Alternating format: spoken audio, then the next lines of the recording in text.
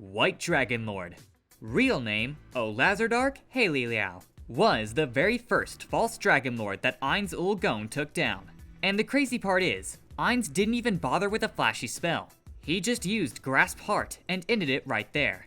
Nazarick was a Frost Dragon Lord, the kind of monster that's basically a natural disaster once it gets old enough. In Overlord Volume 10, it said that Frost Dragons turn into natural disasters once they reach a certain age. Even so, this Dragon Lord was among the weakest. He's nowhere near the Dragon Lord who brought players like Ainz into the new world. But as a powerful dragon, Nazarick is the reason one of the 4 great dwarven cities, Theo-Tuaz, was wiped off the map. That city was destroyed during a fight between Nazarick and another frost dragon, Munuinia Elislim, who later ended up as one of his wives. Generally, dragons in Overlord are the mightiest species in the world. Compared to most dragons, frost dragons are slimmer and built like snakes with cat-like bodies. In the Azarlesia Mountains, they ruled alongside frost giants. Nazarick was level 46 and can use 3 third-tier spells, like Flame Resistance to cover his weakness to fire. Like all frost dragons, he was immune to cold, but weak against flames. His strongest move was his Freezing Breath, but against Ainz, none of that mattered. He ruled over the ruins of Theo-Berkana, the former Dwarven capital, allowing the Quagga to live there as long as they paid him in gold and gems. But his greed went far beyond that.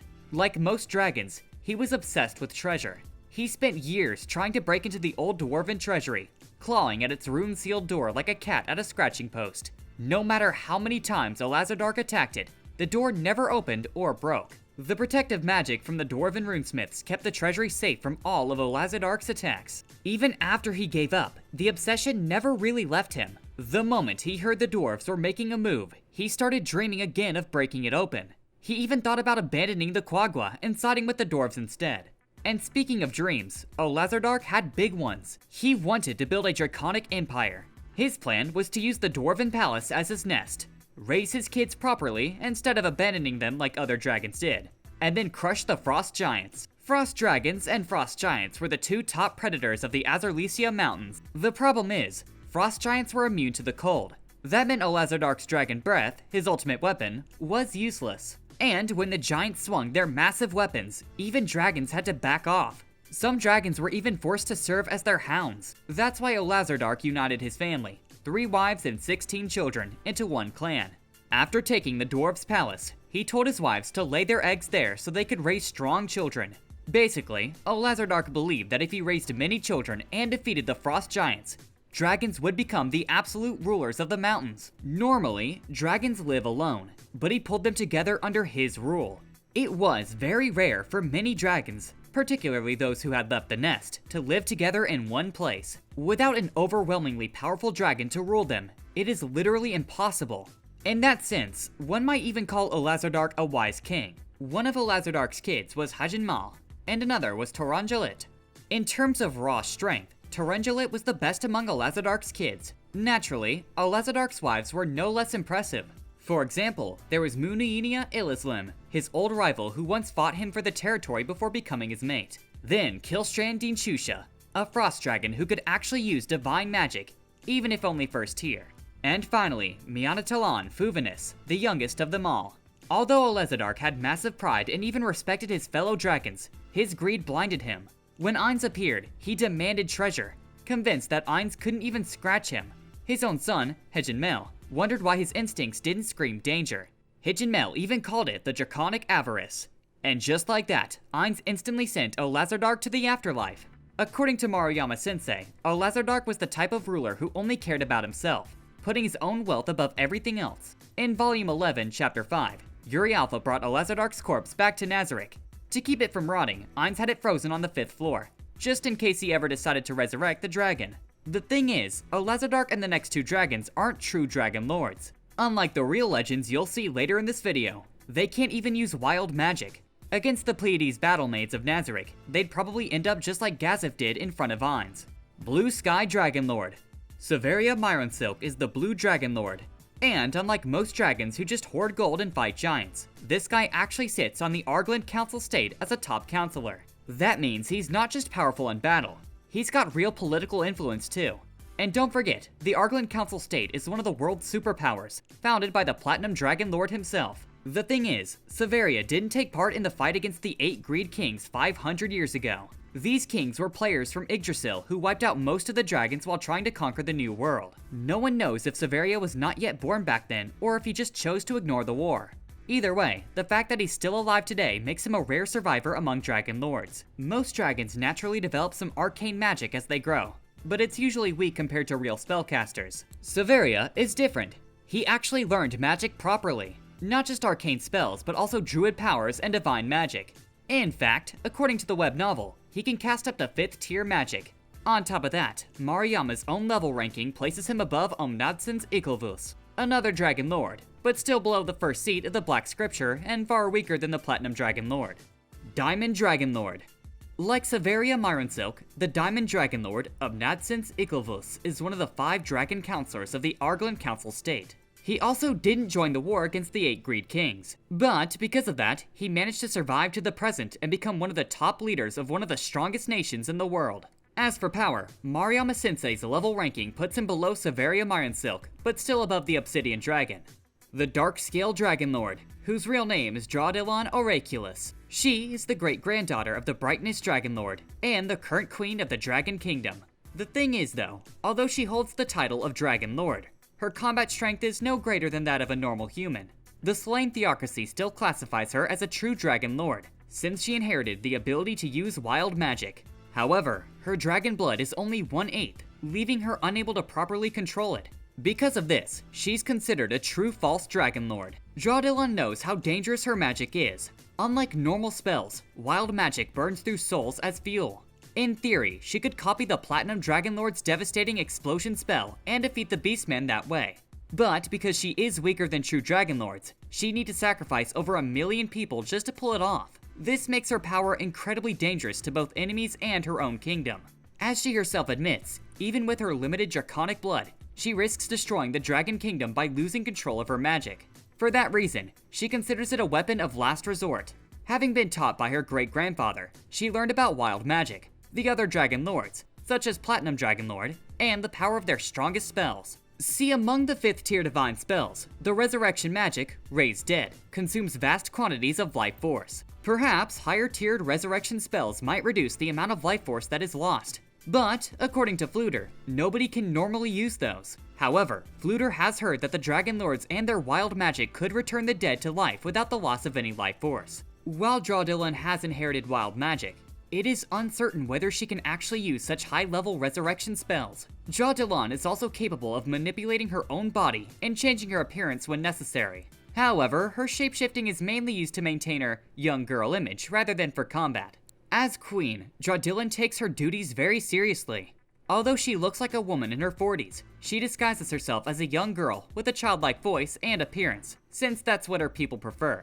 According to Volume 9's intermission, her behavior didn't really match that of a child, but rather a weary woman in her 40s. Still, her voice kept a youthful pitch. It was as if her outward appearance stayed the same, but inside, she had completely changed. While she personally dislikes the short skirts and the kid appearance, she maintains the act since it wins approval from men and women alike. Her prime minister encourages this, believing that if she simply plays the role of an innocent, cute girl, her subjects will remain loyal and willing to fight for her, basically become her loyal simps, and also a way to boost their morale. Naturally, Draudilon only forces herself to act like that and just turns to alcohol whenever she's stressed out. Still, she accepts this role as a necessary burden, considering it far better than the fates of her citizens, some of whom had tragically turned into raw steaks for the Beastmen.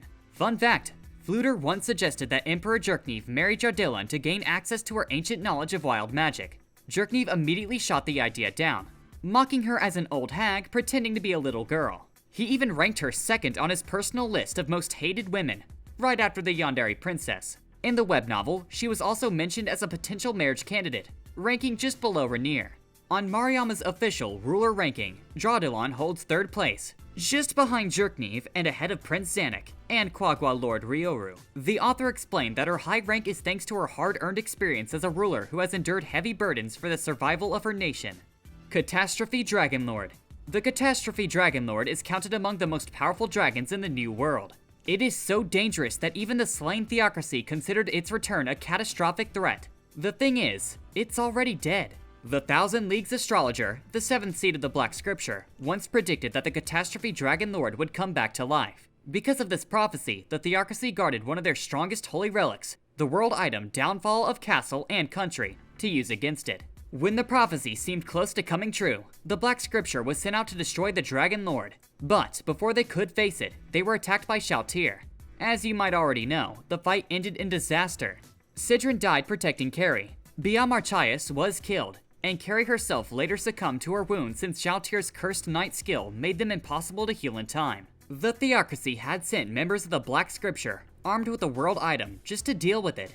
This shows just how serious the threat was. In Overlord Volume 10, the Cardinal said they believed the downfall of Castle and Country would work, because the Catastrophe Dragon Lord was not a true Dragon Lord, meaning it couldn't use wild magic. Their plan was simple. If the Catastrophe Dragon Lord appeared again, they wanted to control it with the world item and turn it into a weapon to fight against Ainz Ooal Gown. Vampiric Dragon Lord. The Vampiric Dragon Lord was an undead dragon, much like the Elder Coffin Dragon Lord. As its name suggests, it had vampiric traits on top of its draconic nature. It is believed to be dead, although with undead beings, it's never fully certain whether something like a god blow could truly destroy it. The Vampiric Dragon Lord might still be hiding somewhere in the New World. At one point, people even assumed that the Vampiric Dragon Lord and the Elder Coffin Dragon Lord were the same being, just different forms. This was because their abilities and undead nature seemed so similar. However, author Maruyama-sensei later confirmed in a tweet that they are two different dragons. Demon Tree Dragon Lord. The Demon Tree Dragon Lord was a Dragon Lord mentioned only in the web novel. It was said to dwell deep within the Great Forest of Tob. In the second half of the web novel, Fluter told his companions about a mysterious dragon in the Tob Forest. Based on his research, this Dragon Lord could control nature, with abilities similar to a druid. Some legends claimed it had the power of trees themselves. According to stories Fluter gathered, the Dragon Lord was sealed inside the forest, which kept other dragons from approaching the area. However, Fluter also admitted that these were just old tales written down from oral traditions, so their reliability is uncertain. Interestingly, the concept of the Demon Tree Dragon seems to have been adapted into the light novel, not as a Dragon Lord, but as a Tsaindorcus, a monstrous, corrupted tree that appeared in the Great Forest of Tob. Tsaindorcus was originally a treant, but eventually became twisted and evil. Though it may have been intelligent as a treant, it eventually turned into a mindless beast with an endless hunger, driven only by the urge to devour everything. Like the Demon Tree Dragon Lord, it had nature-based powers and was no ordinary monster. In fact, it is said to have world-ending potential, rivaling even Dragon Lords. Aura estimated its strength to be around level 80 to 85. In battle, it displayed incredible durability with sky-high health, shrugged off Demiurge's Frost of Judica, launched deadly seed projectiles, and could rip up trees or massive objects with ease. Even so, it would still be an easy victory for the Floor Guardians if they chose to fight seriously. Primordial Dragon Lord. The Primordial Dragon Lord is one of the Dragon Lords said to exist in the New World, though very little information is known about them. The only major reference comes from Isekai Quartet the movie, Another World. In that story, Kiko Tenshin Nekonyan, a Yggdrasil player who was isekai'd into the New World 600 years ago, and became known as one of the 6 great gods, the god of wind, was about to face the Primordial Dragon Lord. But before the battle could even begin, Kiko Tenshin suddenly vanished, transported to yet another world. Although the fight never happened, we can still speculate about the Primordial Dragon Lord's strength. Kiko Tenshin clearly didn't plan to face it alone, since he summoned his Siege Golem, a contract that Demiurge himself said had the strongest physical attack power among all golems. The fact that he relied on such a weapon shows just how terrifyingly powerful the Primordial Dragon Lord must have been. Whether the Primordial Dragon Lord is still alive today is still a mystery. But if you want to learn more about Kiko Tenshin and the other players who were isekai'd into the New World, we've got a whole video covering them, so make sure to check it out. Brightness Dragon Lord. The Brightness Dragon Lord is one of the most powerful dragons in the New World, and the first true Dragon Lord on this list. He is also the great-grandfather of Jardilin Oracalis, the current ruler of the Dragon Kingdom, a kingdom he himself originally founded. Unlike most Dragon Lords, Brightness is known less as a warrior and more as a scholar. He's more into research and weird experiments than fighting, which makes him a loner. He thinks his own way, and the others just don't get him. Other Dragon Lords fear him, not because of his combat ability, but because of his disturbing personality. According to Maruyama, he is highly perverted, to the point of shouting out embarrassing lines while doing the deed. Basically, he has a twisted behavior and a habit of breeding with other races, including humans. That doesn't mean that Brightness is not strong, unlike his great-granddaughter. As a true Dragon Lord, he was strong enough to fight Ainz about 200 years ago in an alternate timeline. The battle ended in a draw, and Ainz admitted he chose to retreat. If what he saw from the Brightness Dragon Lord is his limit, Ainz is confident he can beat him next time. Still, he considered Brightness the strongest opponent he's ever faced. Brightness Dragon Lord has also shown resistance to time stop and wields powerful wild magic. He can cast a world-warping wall that creates a barrier that blocks teleportation into or out of its area. Teleportation still works within the barrier's range. It just makes teleporting through the barrier tricky, but it's possible if both the start and end points are inside. Against Ainz, this was the first wild magic spell the Brightness Dragon Lord ever used. Interestingly, his wild magic seems to work independently of his HP. Regret once reminded the Platinum Dragon Lord that Brightness had fathered children like humans before, suggesting he could be an ally against new threats, specifically Shalltear and the Sorcerer Kingdom. Still, Platinum thought it was unlikely, given Brightness's lack of interest in fighting and the way his personality developed. In the end, the Platinum Dragon Lord figures that there will be a higher chance of getting help from quote-unquote she who sleeps in the bottommost level of the city, which floats upon the sea, and waiting in the land of dreams. The Brightness Dragon Lord's lair is said to be at the peak of the continent's highest mountain. Like the Elder Coffin Dragon Lord, the Brightness Dragon Lord has the same hostility toward Yggdrasil players, though unlike other dragons, he simply finds fighting them troublesome and prefers to avoid conflict. It might be why he did not bother fighting the 8 Greed Kings and survived as a result. Along with the Goblin King, the Brightness Dragon Lord is one of only 2 non-humanoid beings in the New World known to be lovey-dovey with a human. Heavenly Dragon Lord. As one of the true Dragon Lords, the Heavenly Dragon Lord is one of the strangest Dragon Lords out there. In fact, according to the Platinum Dragon Lord, it basically spends all its time flying endlessly through the skies. He even mocked it, saying that was the only thing it knew how to do, and doubted whether it would ever help them in a fight against Ainz or the Sorcerer Kingdom. According to Maruyama Sensei, the Heavenly Dragon Lord is so large it doesn't even feel like a living creature. It's more like a floating island with its own ecosystem. He even compared it to the true Dragon Lord from the RPG RuneQuest, which was said to be miles long and shaped like a landmass. That makes it larger than Zaytel'Quai, and arguably the single biggest creature in the New World. Witnesses who have seen the Heavenly Dragon Lord are usually struck with shock at first, but with time, many become strangely used to its presence. People just start treating it like it's a flying island that's always there. However, anyone who tries to approach or venture near it is never heard from again. Maruyama even joked about how casual people might sound when talking about it. Like, hey, there's a flying dragon island over there. Yeah, it's flying. Anyway, nice weather today. Unlike the Dragon Lords who were tweaking and decided to fight the 8 Greed Kings, the Heavenly Dragon Lord never joined the war against the 8 Greed Kings. Swordmaster Dragon Lord. The Swordmaster Dragon Lord was a true Dragon Lord who lived in the New World at least 200 years before the current story. It was mentioned in the Vampire Princess of the Lost Country arc. According to the Elder Coffin Dragon Lord, the Swordmaster Dragon Lord's tail swipes were the strongest among all dragons. Even when enhanced with wild magic, the Elder Coffin Dragon Lord admitted that his own strikes were nothing compared to them. This means that the Swordmaster Dragon Lord may have been able to use his tail like a sword to deliver damage. Deep Darkness Dragon Lord. The Deep Darkness Dragon Lord is a true Dragon Lord, and one of the few still alive in the present day. According to Maruyama, he is constantly fighting and is the Dragon Lord who killed an Yggdrasil player about 300 years ago. While the player's class, build, and level are unknown, the fact that the Dragon Lord won says how strong he can be. Deep Darkness owns one of the 20 world-class items and wields extremely powerful wild magic. His spells are described as nearly flawless, giving him both strong offense and defense. In fact, the infamous spell Soulbreaker Breath, used by the Elder Coffin Dragon Lord, is derived from his magic. However, Shalltear is considered his natural enemy, with her abilities acting as a hard counter to his power. Against other Floor Guardians, though, he is said to have a high chance of victory. Despite his strength, the Platinum Dragon Lord noted that the Deep Darkness Dragon Lord rarely leaves his enormous underground cave. He remains hidden there, living in isolation, and almost never ventures to the surface. Because of this, Platinum doubts he would ever lend support against Ainz or the Sorcerer Kingdom.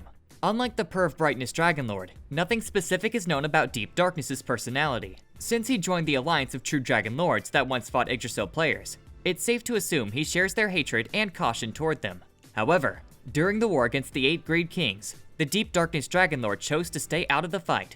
By avoiding the conflict that wiped out many of his kin, he survived where most other Dragon Lords perished. Besides the Platinum Dragon Lord, Deep Darkness is said to be the only other Dragon Lord to have killed a player. Elim Las Malvar, better known as the Elder Coffin Dragon Lord, is one of the most terrifying true Dragon Lords in the New World. And unlike the others, he became an undead. Despite being recorded at level 95, Elim's power far exceeds that number thanks to his necromancy build and job classes. In fact, Maruyama himself noted that Elim is actually stronger than his level implies, though the rules of level-based damage adjustment prevent him from completely overpowering high-level enemies. Like the other Dragon Lords, Elim was once part of the alliance that teamed up to fight against the players, 6 dragons in total who united to fight them. Against them, even a level 100 player could not guarantee victory. But where most undead Dragon Lords would lose their wild magic upon transforming, Elim exploited a loophole. By consuming vast numbers of souls, he retained his wild magic, stockpiling them as a resource to fuel his most devastating techniques. In practice, it's like spending from a mana pool that never regenerates. Every spell he casts permanently burns away souls, meaning once his collection runs dry, he risks collapsing into a mindless zombie dragon. His signature ability is Soulbreaker Breath, a wild magic spell so vile and destructive that it is ranked alongside the level of world-class items. This black beam of annihilation disintegrates both body and soul, leaving nothing to resurrect. It's said only those protected by world items can resist it. Soulbreaker Breath is so costly that even with his immense collection, Elim can only unleash it up to 3 times per day. It's a technique derived from the Deep Darkness Dragon Lord's own magic, but twisted into something far more abhorrent. Alongside this, he also wields wild magic like World Warping Wall to block teleportation, and the devastating Area of Effect Undead Transformation, which once blanketed a 250-kilometer radius around Mount Kitinias, wiping out 4 nations in a single casting and adding them to his undead horde. On top of this, he possessed a skill called Undeath Slave Sight. This ability allowed Elim to see through the eyes of specific undead under his control, effectively giving him multiple vantage points at once. Since his body was encased inside the big ball of undeath, he relied on the vision of the zombies covering him to perceive the outside world. These were usually zombified magical beasts with slightly sharper eyesight than normal. As an undead, Elim could naturally summon or control other undead. Ainz even wondered why he hadn't been instantly dominated by Elim's undead control.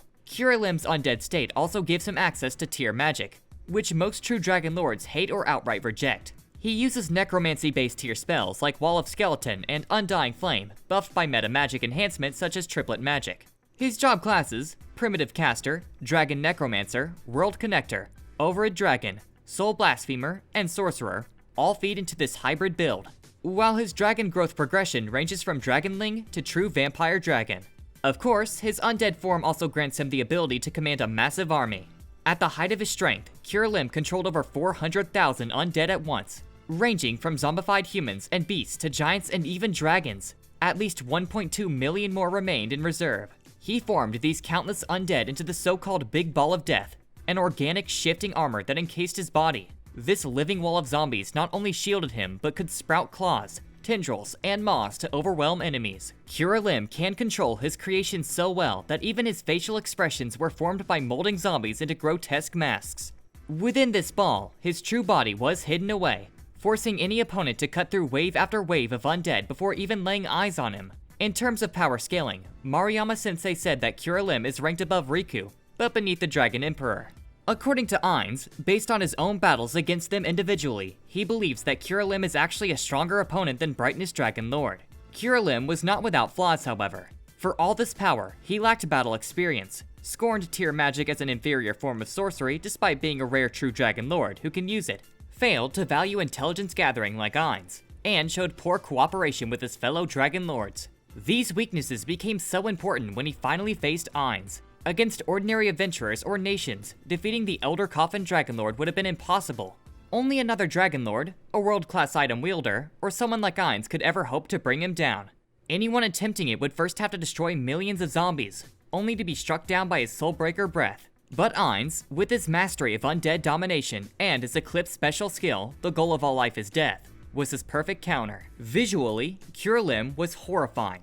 Enshrouded in the big ball of undeath, he appeared as a massive, lumpy abomination, like a zombie dragon fused with a mountain of corpses, stretching at least 150 meters long.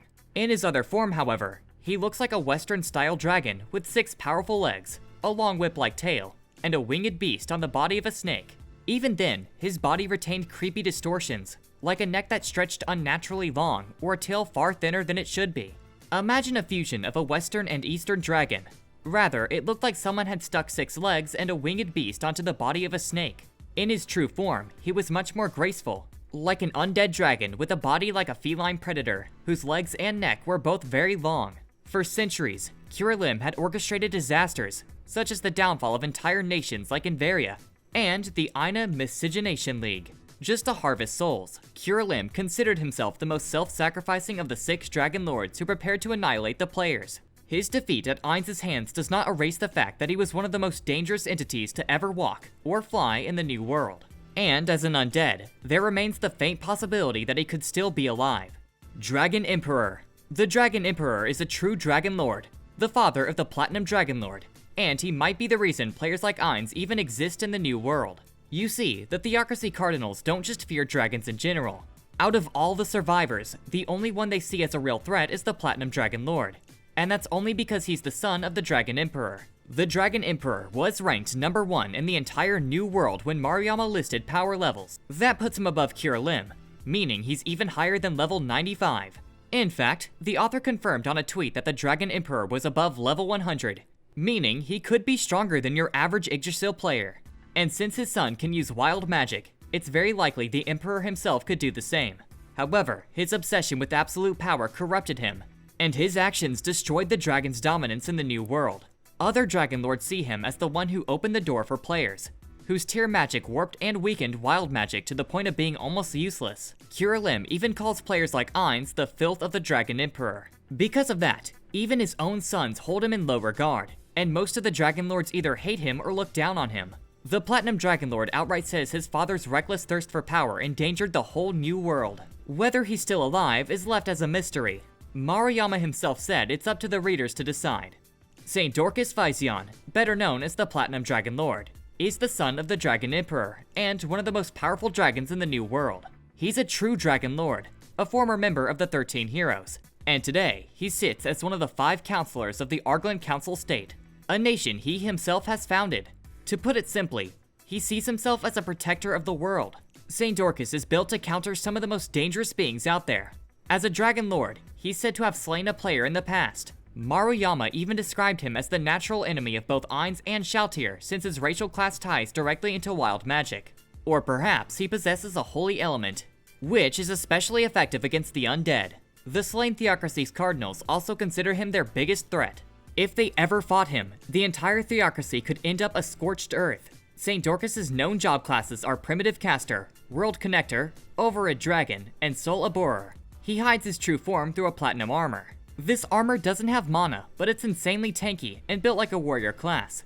It shrugs off explosion spells, thunder, and even Vermilion Novas like they're nothing.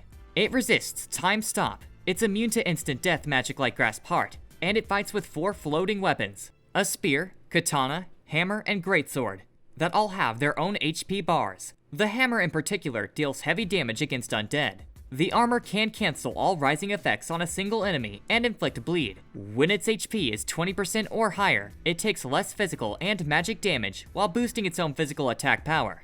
And that's without even using special abilities or martial arts, so it's already incredibly strong. On top of that, the armor can fire off Tsaindorcus' wild magic, like his Blinding Cloak of Light, a mid-tier wild magic spell called World Isolating Barrier that prevents anyone from teleporting outside, long-range teleportation, and even an ultimate explosion attack that once left Shalltear immobilized despite her fire resistance.